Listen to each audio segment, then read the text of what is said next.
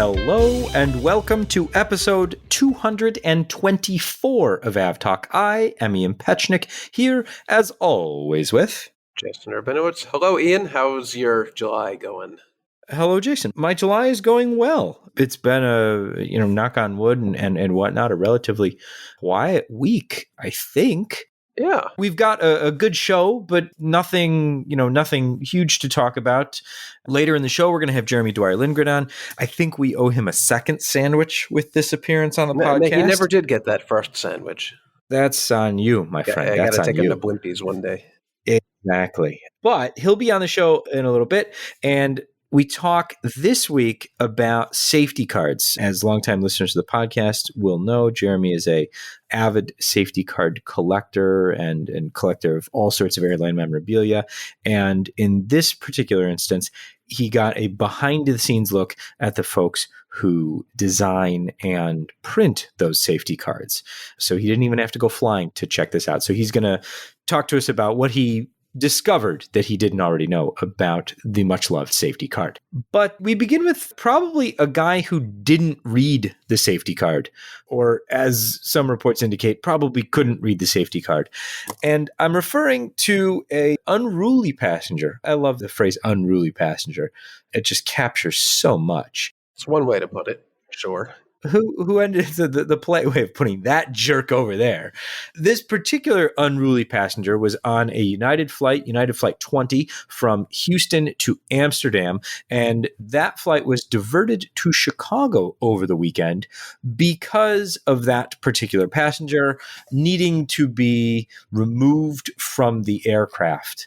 The flight ended up circling over Lake Michigan for a little while to dump fuel and then landed in Chicago, where the aircraft was met by Chicago police, who escorted that passenger off the aircraft and who knows where else after that. And about 2 hours later, the aircraft was on its way again. And this was a big one as far as people having opinions on social media is concerned, because a majority of the responses after we posted the tweet breaking the news was that, why can't you just dump the passenger? That's a good question. Sure. Sentiment agreed. But certainly it's not possible to dump a passenger overboard.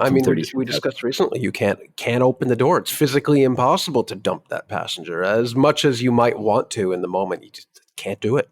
Well, I guess you can dip down to 10,000 feet, pop the door, throw them out, close the door, go back up to altitude. Probably some liability issues with that. Yeah, there's some issues there. But I thought there were a couple interesting responses. The funniest was, why not just dump the passenger? Okay, the physical response to that, but I get the emotional response, certainly. But the second thing was, well, why divert the flight? Why not just duct tape him to his chair? You can't do that. You're already on the way. You just duct tape him to the chair. Why? And let Amsterdam deal with the problem, which I understand that sentiment as well. It's certainly, you don't want to delay hundreds of passengers, but also you want this person off the aircraft as quickly as possible. You don't want to have to deal with the situation devolving any more than it already has. And certainly you want this person off before someone is injured or seriously injured. So I get that one too. And then the third one was, why are we dumping fuel here? What's going on here? Why are we even bothering to dump fuel? Why not fly further on so you don't have to dump fuel? You can just burn it. And again, it all comes down to the captain made the decision to divert to Chicago. And if you keep going, where else are you going to dump the passenger anyway? Like northern rural Canada, there is no real option once you get beyond Chicago. I don't know, Gandor, probably not somewhere you want to go. I guess the reasoning behind the questions were, why Chicago? And to answer that question, it's a major United hub. There's definitely a better chance of having a 777 crew, if needed, available. If they even had to swap out the crew, it's easy to do the ground handling. They can get the bags off quickly. They have all the equipment. They can refuel quickly. All the people that are necessary to get this aircraft back in the air quickly are there. But it's one of those things where it's a confluence of events and you're going, well, this one person screwed up so many people's nights. While United was still recovering from its lengthy operational meltdown. So I'm sure that aircraft being delayed was unwelcomed over at United's operational center, because that flight actually got out of Houston on time that day, which was probably a Yeah. nice little win. I think the best take on this whole situation that I think I saw on Twitter, I don't remember who said it, was that whatever happened here, the catering on board United is simply not worth getting in this much trouble about, getting this upset. The food on United is not good enough to be that upset about.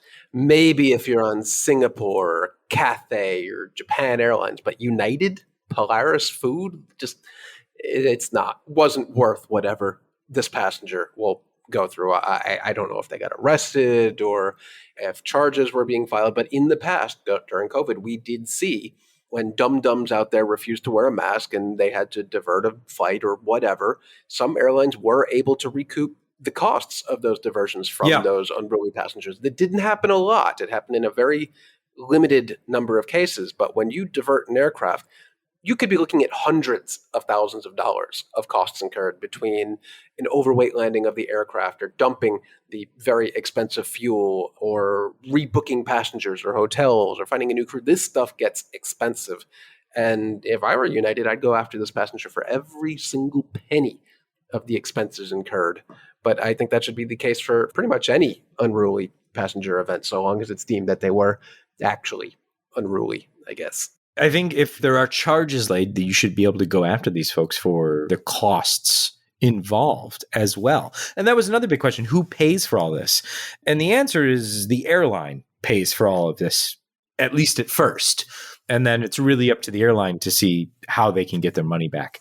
The one question I don't have the answer to, and maybe somebody listening does, is, are airlines insured for these specific events? Does this fall under business interruption insurance? Is this a reinsurance issue? I do not know and want to look more into that. But if somebody listening does know, before I have the chance to do some research, email us at podcast@fr24.com and let us know what we're missing here. And be interesting to learn more about that. I wonder, if they are insured, I wonder if the insurance company then goes after the disruptive passenger. Oh, if the insurance company has to pay, I can guarantee you they will be going after literally anybody possible to recoup that cost. That would be the worst. Okay, well, the aircraft left after a few hours, made it to Amsterdam. It departed Amsterdam with a few hours delayed, and then it didn't fly for a couple days, and now it's still late. Had to get over, the incident. I guess. Well, Jason, we talked about this story a few episodes ago. I think you looked up the exact episode number, episode 211, I believe. But this is episode 224, so we're going to talk about it again, because why not? It's official.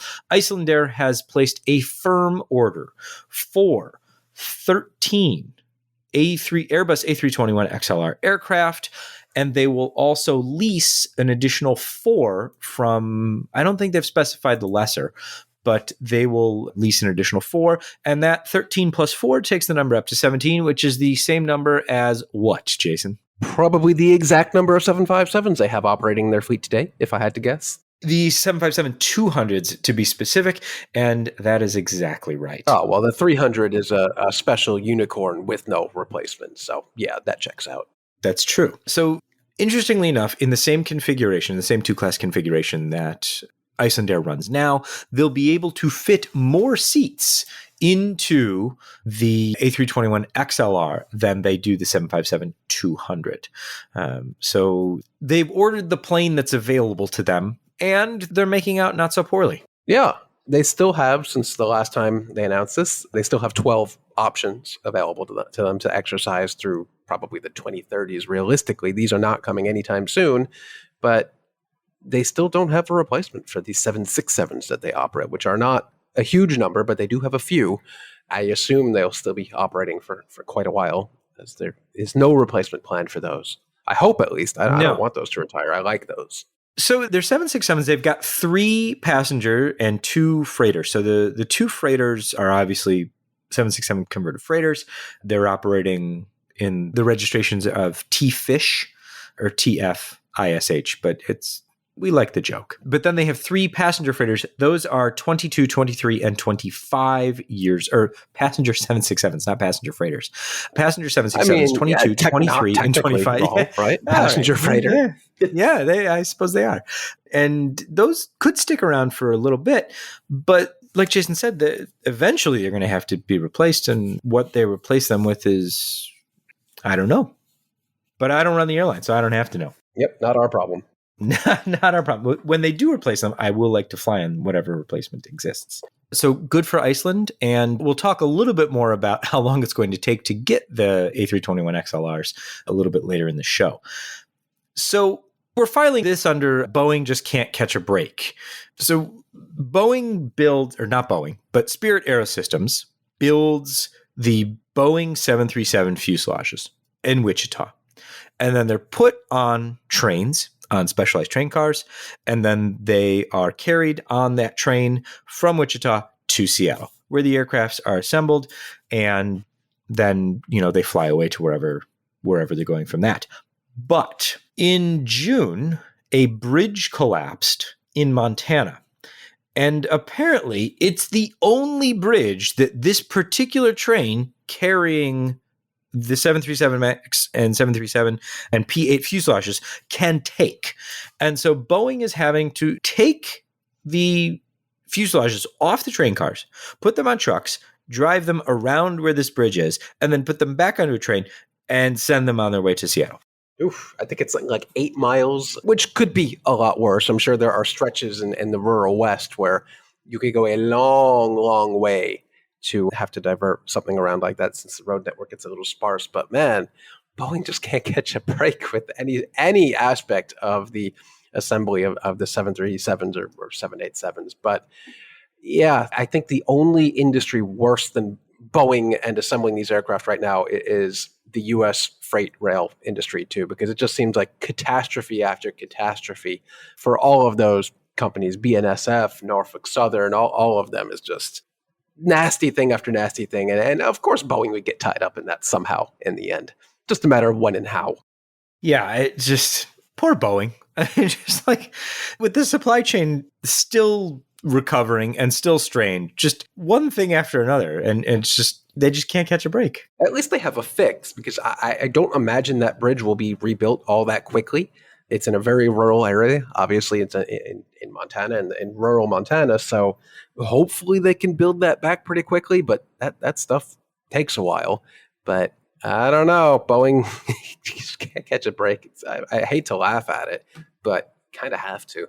I don't know enough about Montanan rail infrastructure or the peculiarities of which trains can operate on which tracks, because I know that that's a thing in and of itself. But it seems crazy to me that there's not another route available for and I know that the 737 I'm answering my own question out loud here, but I know the 737 fuselages are specialized and they need specific tolerances for bridges and tunnels and things like that. But this isn't something that anyone ever considered before. I mean, whatever the cost of fixing this situation from happening in the first place, I'm sure probably outweighs the cost of moving the fuselages on the road for 8 miles. I don't know. Yeah, bound to happen at some point. I guess that there'd be some issue, but this is not the first time that we've seen an issue with the fuselages on freight rail. I mean, a number of years ago, probably nearing a decade at this point, the train derailed and a bunch of greenies found their way into a river. And yes, I know those were recovered. I don't think they were used, but issues with the delivery of these fuselages on the trains has happened before. It'll happen again, but not quite to the degree of they are having to take them, load them off the train, load them on a truck them down a highway, and then load them back on the train. As long as it works, I guess you got to do what you got to do. Yeah, Boeing, for its part, says that they're sticking by their 2023 delivery goal. They're going to try and deliver between 400 and 450 737s in 2023. So we'll see whether or not this does impact it. But it seems like they've got a fix in place for getting the fuselages where they need to be when they need to be there. So good for them on that part, but just poor Boeing. The Telegraph had an interesting article that both Jason and I said, how about that? The Telegraph is reporting that the Virgin Group, which this particular bit of the Virgin Group would be Virgin Galactic, had signed a partnership with Boom in 2016 and it expired. So this would have been expiring in 2020, but it seems like it's just being reported out now. They had an option to buy some Boom aircraft and they just let it expire. Boom, for its part, says they never had a firm commitment and they're continuing to talk to Virgin about, hey, you guys want to buy our supersonic aircraft? I mean, I would highly doubt that any airline has firm plans in place with Boom. I don't think anything we've seen so far is firm. No airline has said, we will take delivery of these. Here's the money up front. We're taking delivery of them. Every order we've seen has all sorts of stipulations about safety and fuel burn and requirements and sustainable aviation fuel. So I don't think any of this stuff is firm, but not terribly surprising that we're starting to see attrition from some of these orders. I honestly had forgotten the Virgin Group even had these on lease or on order at any point anyway. But we'll see if they're the first of a line of airlines to simply let their orders lapse or cancel them or just an outlier. Yeah, it'll be interesting to see. I mean, we don't know if there are other orders that have kind of expiration periods in them, but it'll be interesting to see if any of those do lapse, and if so, why, and what excuse is given for not continuing or not re-upping or not putting down a second installment or whatever.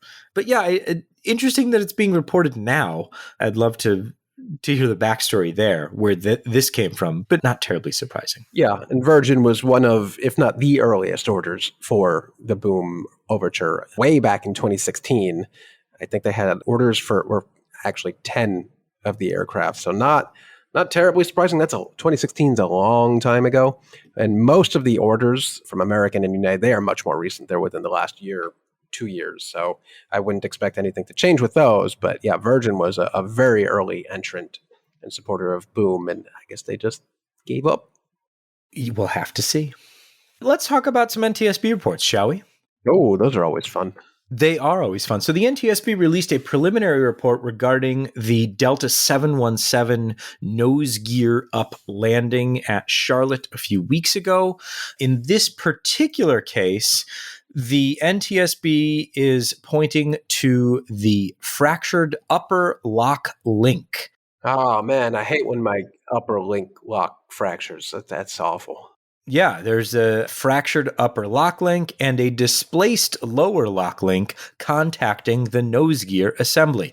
So basically, a piece of metal broke and the gear couldn't come down. Oh, that's much easier to understand. Thank you. Yes, I'd like to break things down as simply as possible. The NTSB is saying that they've taken the fractured link to their materials laboratory and they're reviewing the CVR and FDR as well as maintenance records to find out why possibly this lock link broke. And I'm sure we will see a final report and any safety recommendations come out in the relatively near future. And then there's this investigative final report that took quite some time. This is the final report issued today, the 12th of July, 2023, for the LAX gear up landing of a FedEx 767 on August 19th, 2020. Ooh, wow. That's almost 3 years. Yes. And do you want to know what the probable cause is? I have no idea. This was so long ago. I don't remember anything about it. So this was a FedEx 767 where they got a gear disagree light when they went to land at LAX. They did a couple of low passes and it was confirmed that the left main landing gear was not lowered. They did a belly-ish landing and the aircraft landed safely. Everyone was fine. They repaired the aircraft and moved on from there. But the NTSB says this is, after 3 years, this is what we get. Quote, the left main landing gear's failure to extend due to the separation of the brake rod retaining hardware from the aft inboard wheel for reasons that could not be determined based on the available evidence. Huh. That's not often we get the NTSB or really any investigation agency just going, I don't know.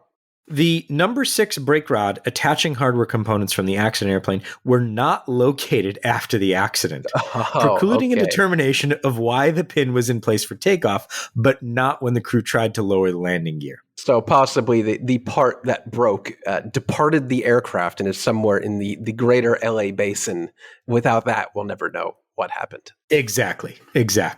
So they know what happened, but they don't know why, because the why is somewhere On somebody's east of roof. LAX. Exactly. It's always an interesting thing where the NTSB goes, we know what happened, but we don't know why, because reasons. Well, it took them 3 years. I guess, did they have an investigator just out in LA, Yes. like furiously searching for 3 years for it and just finally said, you know what? I'm done. I'm coming home. Exactly. He just got back. Good for him. He just got back. We have more Indian aviation news. And Jason, would you like to be the new owner of Go First? No. But thank you for offering. No, I would not like to be. Go First, the Indian airline that is currently grounded for financial reasons, has launched a call for expressions of interest in the airline. Several newspapers have carried this call for EOIs, and there's a 9th of August deadline for whoever wants to take them over to say, hey, we want the airline. Go First stopped operating at the beginning of May and has said, oh, we're going to be back in a week. We'll be back in 2 weeks. We'll be back in a week. We'll be back in 3 weeks. And it just hasn't happened. As expected, that just rarely ever happens.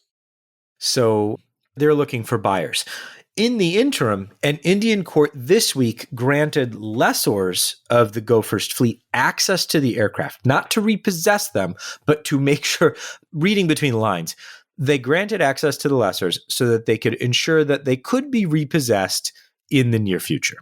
Well, that's important. Yeah, we've talked about in the past, you can't just leave an airplane on the ground unattended for weeks or months at a time. There are things you need to do to keep it active and ready to go if and when it is repossessed. You don't want to have to do maintenance on the aircraft before you repossess it. You want it to be ready to go. Certainly not. Exactly. And so they've been granted access to the aircraft to ensure that they are in proper working order, that all of the paperwork is there, and that the maintenance has been performed. It sounds like the court is moving towards some sort of resolution here, but that's just me reading between the lines. I could be reading them wrongly. But keep an eye on this because they're not a small airline. And what happens to Go First in such a market as India, where there is a huge demand for low-cost air travel? It'd be very interesting to see what fills that vacuum. Yeah, something will. Something will. We go north now because Norwegian has bought Widerøe, or is buying Widerøe. The Norwegian they're both Norwegian airlines, so that doesn't. The red Norwegian airline is buying the green Norwegian airline. The one with the big planes is buying the one with the smaller planes. And it's a really interesting thing to see happen because Norwegian came out and it wasn't one of those things where, there was a lot of talk about, passenger synergies and brand loving and culture. And they go, no, we're buying them because they make steady money and we need that. That's true. And remember, not too long ago, Norwegian itself was facing the brink of non-existence. They've completely dissolved and given up the long-haul game. All those 787s, actually, some of them are being scrapped and parted out right now. But Norwegian no longer operates long-haul at all. And they've always had a problem of what do we do in the winter with our fleet? How do we make money in the winter? And apparently Widerøe is a part of that equation to just keep money coming in to survive the long, cold, harsh Norwegian winters. Yes, with government cash. Yeah, I mean, there is that. I mean, I don't think that's, Look, I like the honesty from them. We're not buying them for synergies. We're not buying them because we like their brand. We're buying them because we need money. And you got to spend money to make money. So Norway has a strong system of what in the US is called essential air service. So basically, government subsidies go towards the cost of the ticket, and therefore Widerøe has a steady source of income throughout the year. In Norway, they are called PAS routes, and it operates, on a very similar thing. We need to have air service between these cities, and there's really no way else to get there besides these aircraft in these particular months, especially. So they continue to operate, and they're subsidized by the government. And Norwegian says, well, look, we can do a lot of things. One, we get the cash that they're making in, and that's all well and good. But also, I mean, they did mention the fact that, they can use Widerøe passengers to then fly, on Norwegian, not long-haul routes, but intra-European routes. Yeah, they could also, if Norwegian wants, they could operate their 737s on these essential routes, which I'm sure would be a huge boost to cargo capacity, which is probably badly needed. Yeah, that'll be interesting to see which, if any, routes the Norwegian aircraft take over. Huh. Jason, I had not thought about that. Well, there you go. That's why we have this conversation. All right. Let's take a quick break from this particular conversation and go talk with Jeremy about safety cards. We'll be back with Jeremy Dwyer-Lindgren right after this.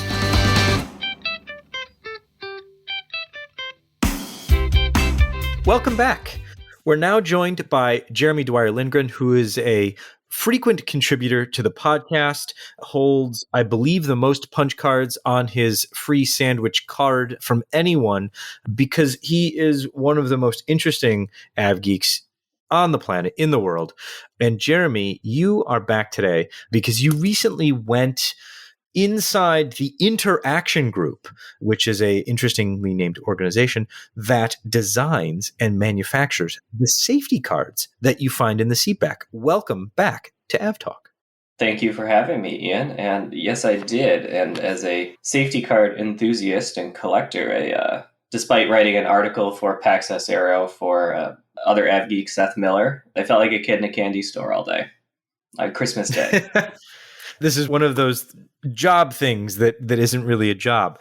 So the Interaction Group, they don't necessarily just print the cards. They're working on designing the cards and making them, I guess, the most effective safety cards they can be. Tell us a little bit more about, how that process works. Yes, Ian, thank you. I did have a chance to visit Interaction Research Group. They operate in a small shop just south of Seattle. You wouldn't necessarily guess when you pull up to this kind of retail strip mall thing that one of the largest safety card producers in the world is based next to a taekwondo shop, I think, or martial arts shop, and a restaurant. I don't remember which one.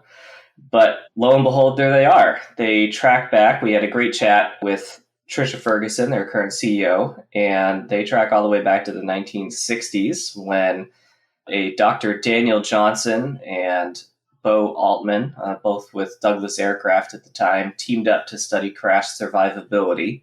And they came to a realization that crashes were often considerably more survivable than previously believed. So IRC began doing a lot of stuff was anecdotal prior to that. So safety cards existed, and they track well back to the 30s, but they didn't necessarily, you could kind of put whatever you wanted on it. So a lot of it was based on anecdotal. This happened, ergo now this is on the card. And a lot of cards were limited to just over water flights. So you'd see them on an international Paris to Boston, but you might not see it from Boston to Philadelphia. And so IRC, or rather they weren't IRC at the time, but Douglas had done a lot of studies to put together basics for understanding aircraft crashes and post-crash survivability. And then IRC picked up that mantle in the early 70s when the Altman-Johnson duo split, and then went into doing a lot of their own studies to supplement the Douglas ones, and then advocated for the inclusion of certain information on the safety card that they had done the studies to prove would have an effect, a positive effect. So IRC then became the consulting arm that would kind of come alongside a lot of airlines and regulatory bodies to help them understand what should go on the card, or increasingly what had to be on the card. So IRC spends a lot of time understanding, and they have a lot of institutional knowledge understanding what has to be on the card, because that's the single biggest thing that guides what ends up on them. And then in addition, when Ms. Ferguson took over in, I want to say, early 2000s as the CEO, she bought a print shop. And so now it's a full service thing. You can go on their website and order up a card for just about anything. Their print runs, I think, run as small as 5 to 10. If you want to really bling out your Piper Comanche with a card of its own, I guess you could do that. and they will help you from the process, starting with what needs to go on the card and broadly speaking, what you want it to look like and what it has to look like, all the way to printing it out and shipping it directly to your house or hangar. What are the most important things to go on the card? I mean, every card I've ever seen has something about seatbelts. It's got something about the exits, and it usually, gives the over water thing. But what else is important to include on a safety card? Right. Well, there's about 48 pages worth of stuff, 45 pages worth of stuff that the FAA requires to be on a safety card. And largely, we have IRC's work to thank for that. But there's a number of things that are required to be on there, basically everything. Despite it not being particularly great design, and we can talk about that in a minute, every US safety card has that giant block of exit seating text on every card. It's often why US cards are bifold and other countries are not, like Canada, for example. And that has to be on there pretty much verbatim, often in multiple languages. Made in the country of final, in like a trivial one, comparatively, the country of final assembly has to be on there. Basically, everything you see on there has to be on there and tracks back to a study of some sort. So a lot has to be on there. So, I mean, it seems to me that there's a lot of cramming of information onto these. Have they done studies? They've done studies that say, these things have happened, and so we should include these on the safety card. Have they gone back and done studies of, now that we've put all this stuff on the safety card, can people actually read it? And do people actually read it? Those are two different questions. And historically, that's what the safety card has struggled with the most. As you know, and pretty much anyone who listens to this podcast has probably flown before, the safety card occupies space usually in the seat back pocket. One of the things that's required of it is it has to be visible and accessible. So that's largely why they live where they do, or in business class seats, they'll often be at the front of a storage cubby or something like that. And you have to be able to, again, to reach it, see it and reach it at any time. And they use a lot of tricks to try to get you to notice it that are based in psychological principles and study work, like color and the amount of text on it. You're considerably more likely to pick it up the less text there is on the card. Text generally converts in our brains to work, so in difficulty. So if it's relatively simple, it makes you more likely want to pick it up. The color is more likely to grab you, though often that's something that's dictated by branding guidelines and such. And then when you do pick it up, it tends to have a fairly specific flow to it, so that, for example, things are all kind of clustered together. All of your overwater material might not be on one part of the card and another part of the card. It's kind of together. They can use color to call your attention to certain things like red or green that tend to have specific, you associate red and green with things to pay more attention to for the most part. So a lot of it are tricks of the psychological trade to get you to want to pick it up and want to engage with it. Then the safety card has to be understandable, and that's another level altogether. I can tell you that they had told me that they do studies of every single card goes out with a research group that takes it into the wild, into focus groups in the US and the country of origin. So, for example, Lufthansa, a card destined for Lufthansa would also be tested with a focus group in Germany. And if they don't hit 90% comprehension or higher, they go back to the drawing board, and try to work the flow, work the color, work the illustration to get it to a point of 90% comprehension or higher with the focus groups. Okay, that's the can people read it? Do people read it? That is a squishy question.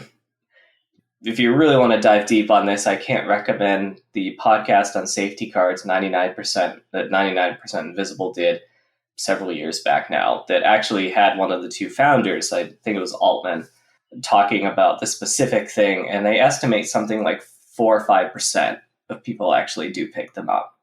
And that is not a particularly high number, obviously.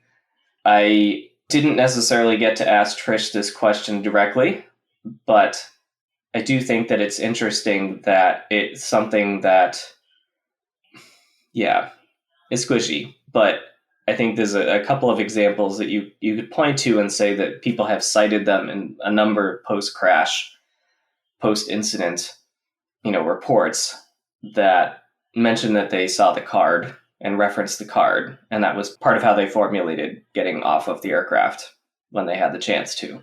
So it's kind of one of those 4% might pick them up, or those 4% picking them up in the matter. And if you're coming in on a final approach and your engine's on fire and you're getting, the flight attendants are yelling brace, brace, brace through the cabin, suddenly that card becomes way more important, and it's kind of right there when you need to pick it up. So it's kind of interesting that we put so much work and intention behind something that has such a seemingly low engagement rate, but also airlines are so safety and travel is so safety that the likelihood that you'll ever need to use it is very low. So I guess the question becomes, like, does it matter if 4% read it as long as you have it there when you need it? Yeah, I mean, I guess that's a fair point to make. What about the airlines that don't have safety cards necessarily, but have safety placards? I'm, of course, thinking about Ryanair, which has the seat back placard that's basically just glued to the seat back. Has there been any studies about the effectiveness or the uptake rate for those based on their kind of constant visibility versus a card? That's a good question. I'd be curious what they would have to say about that. That didn't occur to me, but that's a good point. In theory, you'd be forced to look at it more simply because, especially on Ryanair, what else are you going to do? But I don't know. That's a really good question. Well, we'll have to save that one for future study. We've been talking with Jeremy Dwyer-Lindgren, who went deeper, into the world of safety cards as a collector. Jeremy, how many safety cards do you currently have in your collection? Just ballpark it for us. After checking my spreadsheet, Ian, I am up to 794. You absolutely have to keep that organized. Well, here's to your ever-growing collection, and thanks for taking us down the safety card rabbit hole today. It was always good talking with you. Likewise, Ian. Thanks for having me.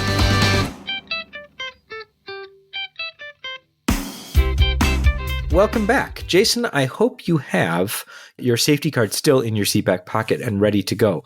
Do you read the safety card when you fly?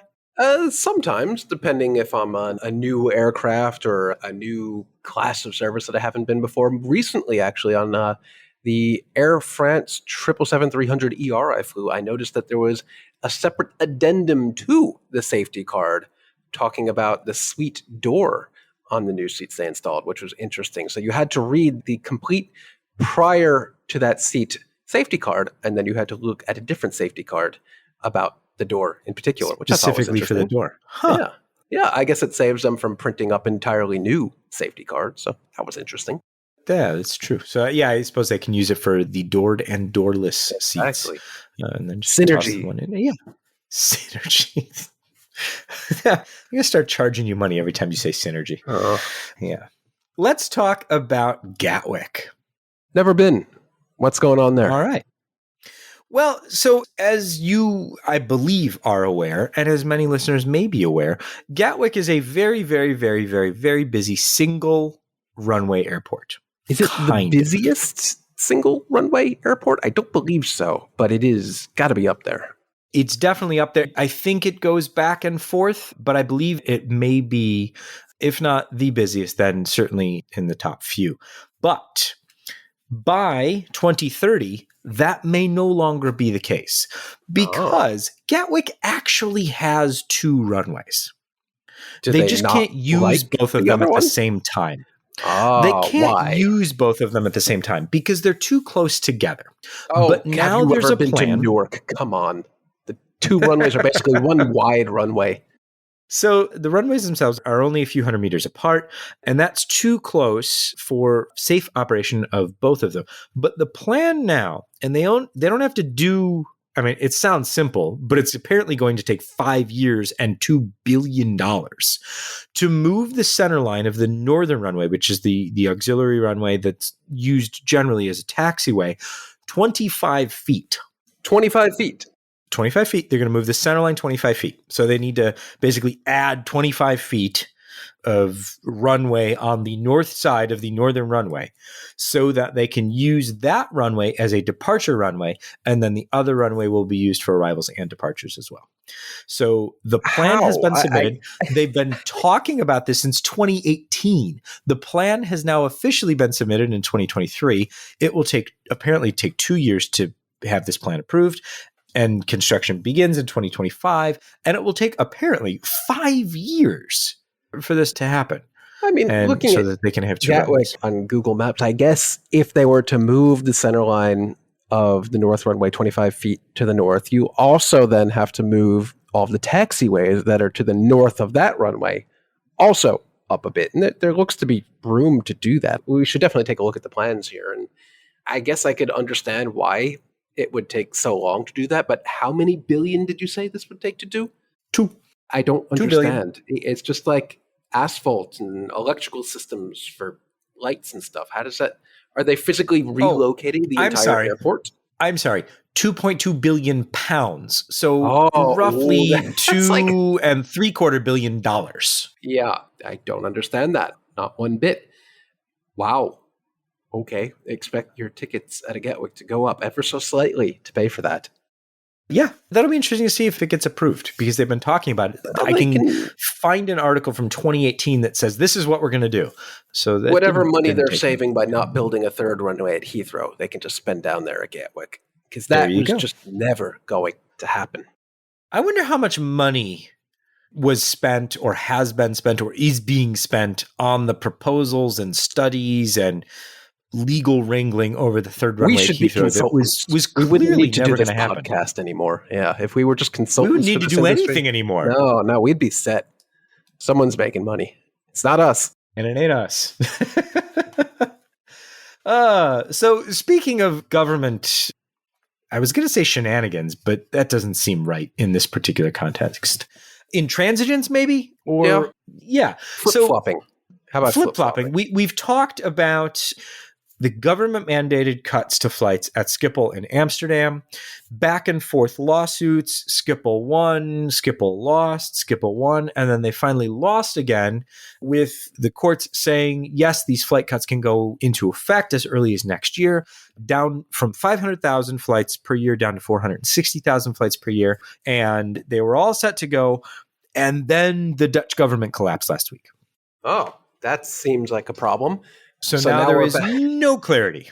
Yeah, no clarity. And I still wouldn't recommend going out of my way or out of your way to booking any flights through Amsterdam because now we still have no idea. I feel so bad for the route planners and schedules at KLM and Air France trying to figure out how do we schedule an airline hubbed in Amsterdam where we don't even know how many flights will be allowed to operate in Amsterdam on top of all the other shenanigans going on in the European aviation space. I feel bad for them. This sucks. Yeah, it's not just KLM and the folks at Air France as well. It's some of the smaller airlines, according to one study at least, would be more impacted than even KLM, such as EasyJet, where you would have a higher percentage of flights impacted or a higher percentage of the existing flights would go away, which is, not great if you're trying to plan around things. And then all of a sudden you're like, okay, well, we at least know what the bad news is. And now you don't even know what the bad news is yet because you don't have a government to set the limits. Yeah. Or this also is painful for new entrants like JetBlue and their precious 1 or 2 slots. Those might be on the chopping block as well. We don't know. They don't know. Nobody knows. And that's why it's Nobody knows. Annoying. Yeah. But we'll keep after this. And I didn't have following Dutch politics on my list of things that I would need to do this year. But you got to have that on. You can't ever leave that off. Following Dutch politics. Yeah. And it's not even a World Cup year. No, it's usually just about bicycles. But this year, all about airplanes. All right. More airplanes is what we're going to have because Airbus has officially inaugurated its new final assembly line for the A320neo family in Toulouse.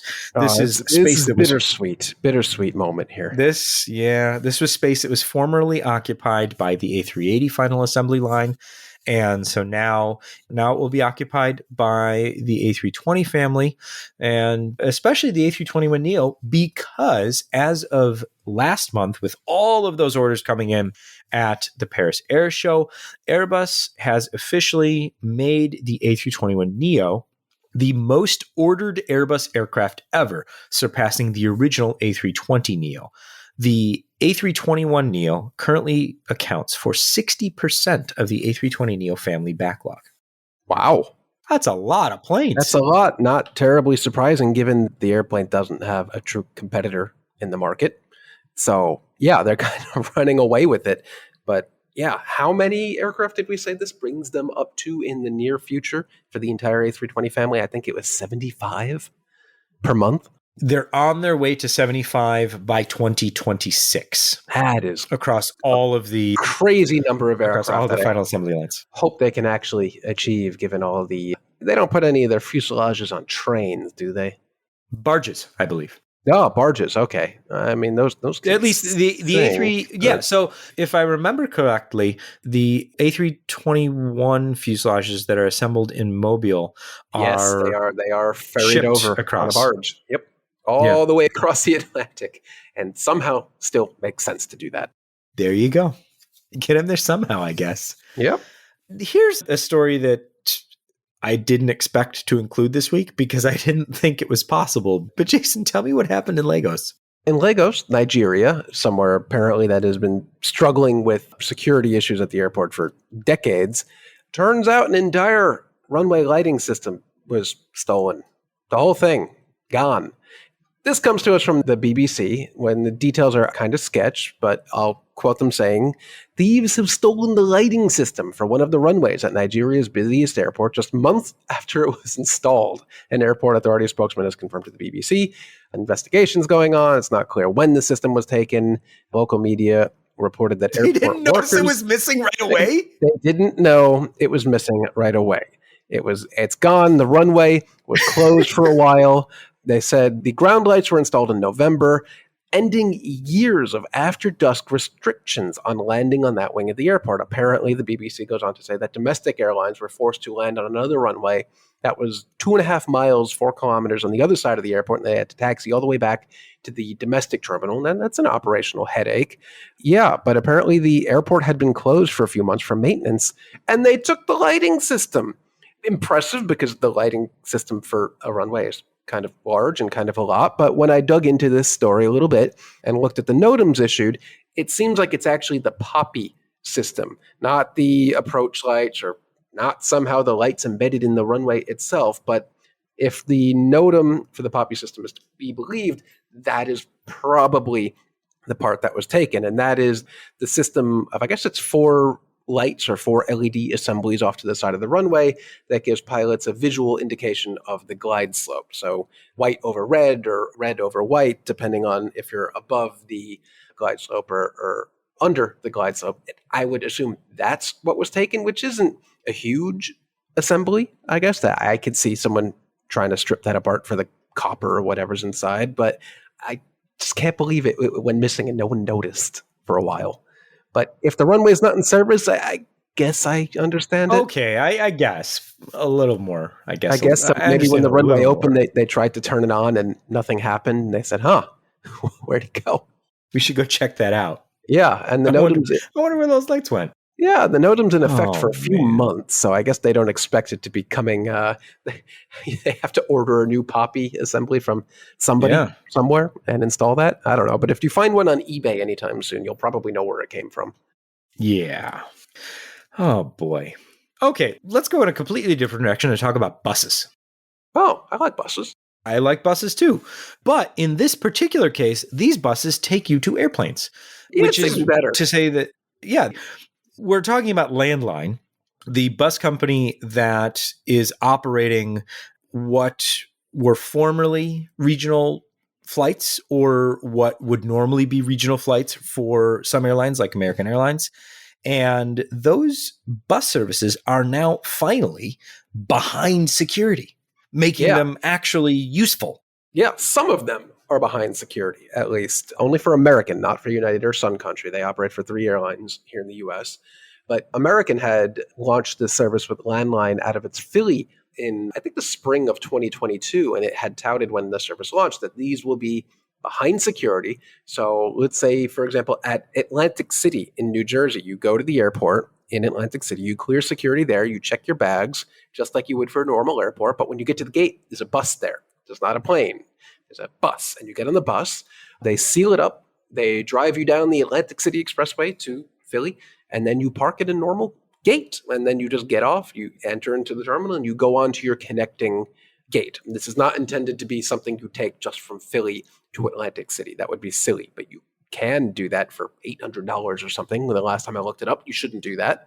But very nice to see this improvement that was promised from the beginning that American had always had on its website, actually. They never updated the page to reflect reality, but the webpage is so out of date now that it's back into reality. It's back up to date.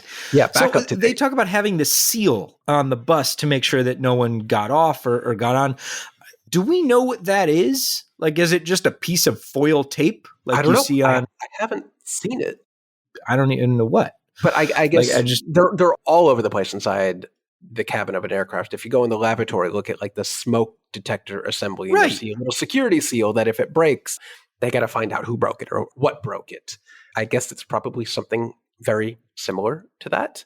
They probably put it on all the luggage compartments of the bus too, because you wouldn't want at a red traffic light someone opening up the luggage compartment, stashing something illicit in there and then closing it up and having that go airside.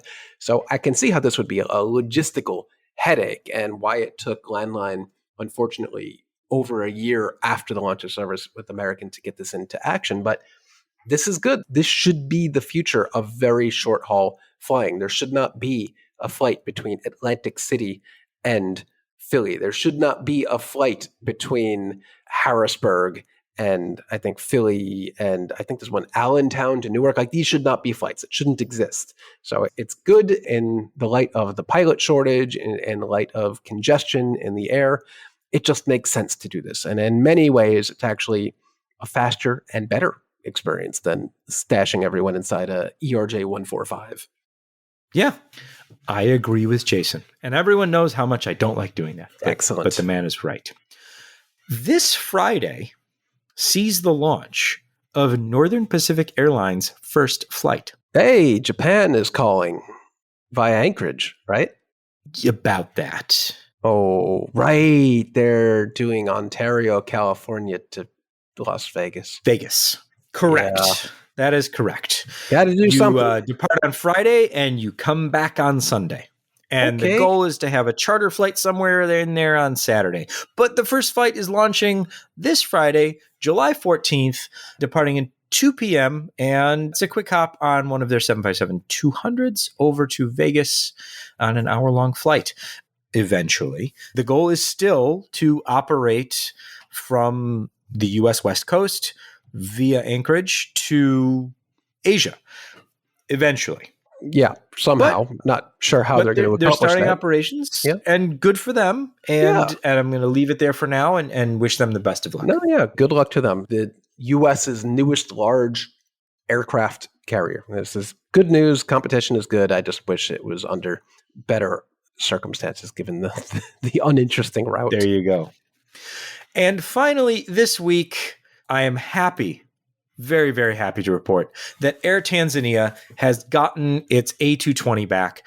That was stuck in Maastricht for over a year because of a commercial dispute, and a judge had placed a hold on that aircraft. This is not the first time one of its aircraft has been taken It's not even the as second time. leverage, right? It's poor airline. It's not even the second time. This is the third time. It's the second A220 and third aircraft overall. They had previously, in 2019, had a pre-delivery Dash 8 and an A220 in, I'm not sure where the A220 was exactly, but also seized for a period of time while they worked out a separate dispute. So good for them getting their A220 back. And it's already back in service. Yeah, they did not waste any time getting that back into service. I guess they were expecting it. Yeah. So they got it back on the 7th of July, and the first flight for the aircraft with passengers was on the 10th. So Excellent. Good for them. And I'm glad they got their aircraft back. Maybe one day we'll get some aircraft. Maybe we'll get like a boom, overture thing. We can pick one up on eBay with a Pappy and just call it a day. Yeah, you never know what you Is find. that how it works? Mm-hmm. I'll leave that to you.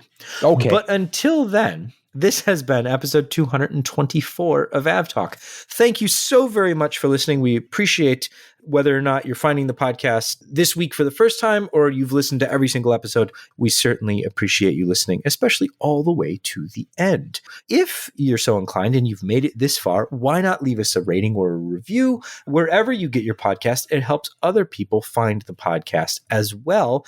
And the more people listen to the podcast, I think the better, Jason thinks the better, and hopefully you as listeners think the better as well. So we'd be ever so grateful if you did that. For now, I am Ian Petchnick, here as always with Jason Rabinowitz. Thanks for listening.